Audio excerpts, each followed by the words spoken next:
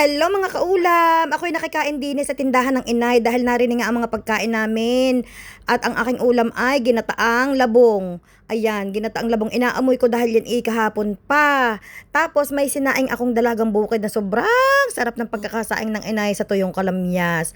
Talaga naman mga kaulam, ako'y paalis na diyan, ako'y may pupuntahan. Agad ako'y sinabihan ng inay umunay kumain. Kakoy ano gang ulam? Diga ikay labong at may sinaing na isda. Ko, akala ganun yung pinalampas ko. Ayan. At agad ako'y nakahurantang sa aking, kami naghuhuntahan diyan ng aking kapatid. At habang ang inay may kausap sa cellphone. Pagkatagal ng inay sa cellphone, ano namang sarap mga kaulam ng kain kong yan. Talaga namang labong. Ako'y may baon-baon na labong din sa Dumay, hindi ko pa naluluto, nasa freezer pa. Ay ako'y bumili ng hipon at aking gagataan na may hipon. Daig ko kayo. Ako'y kakain na muna at nang para ako hindi nabibili ng pagkain sa aking pupuntahan. At naku po talaga naman mga kaulam din sa Pilipinas.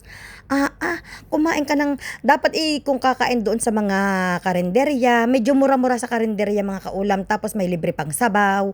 Tapos pero kung ikaw doon kakain sa mga fast food, sa mga restaurant, anong mahal, talaga nakakagitla nakakagitla ang mga presyuhan. Siyempre, hindi naman natin masisisi ang mga nagtitinda dyan sa mga restaurant at mahal na rin ang bili nila, lalo na ang baboy. Balita ko ay mahigit na 400 daw ang kilo. Diyos ko po, Rude. Ang manok na may mahigit na 200 ang kilo. Ay alangan namang ipagbenta nila yun pag naluto ng mura. Ay di sila lugi. Kaya naiintindihan ko kung bakit mahal ang kanilang mga tinda. Nyari kayo apat na magkakasama, talaga namang walang-wala ang 1-2, 1-5. Pag kayo ay syempre minsan ako mga kaulam, hindi ako nakakatiis. Kailangan may mga dessert pa, ganyan-ganyan. May mga soft drinks pa sila. Ko po, walang-wala ang 1.5. Kaya lang, alam nyo, minsan, paminsan-minsan lang naman yan. Hindi naman yan araw-araw. Pero pag ako'y nag-iisang aalis, ako'y nakain na sa amin. Para nga naman sa pupuntahan ko, hindi na ako bibili ng pagkain.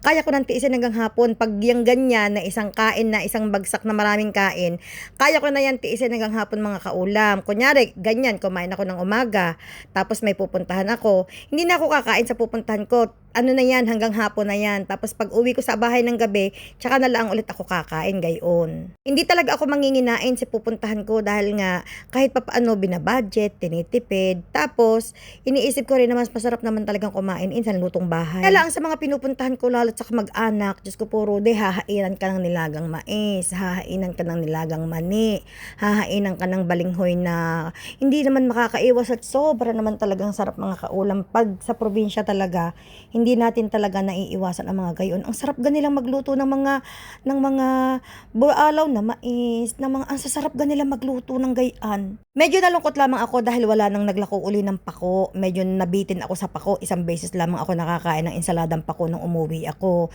Dahil wala daw makuhanan ng pako. Ay awan ko baga kung bakit walang makuhanan. Sayang talaga mga kaulam dahil naano talaga ako yung parang first time kong kumain ng ensaladang pako, ang sarap pala, tas malutong-lutong.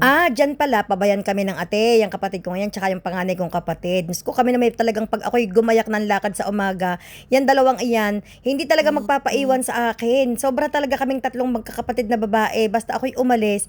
Hindi talaga silang dalawa magpapaiwan. Parati kami magkakasama pag ako'y nasa Pilipinas. Ang saya naman naming tatlo, kahit kami lang ang sasakyan o kahit kaming tatlo lang ko po. Ang mga huntahan namin hindi pwedeng iparinig sa iba't pihadong kami makakapitan. Pamihadong sa hapon ay may arigluhen sa chichismo sa naming tatlo, pero kaming tatlo lang yun. Hindi namin yun ibinibida sa kahit na kanino, kahit saan.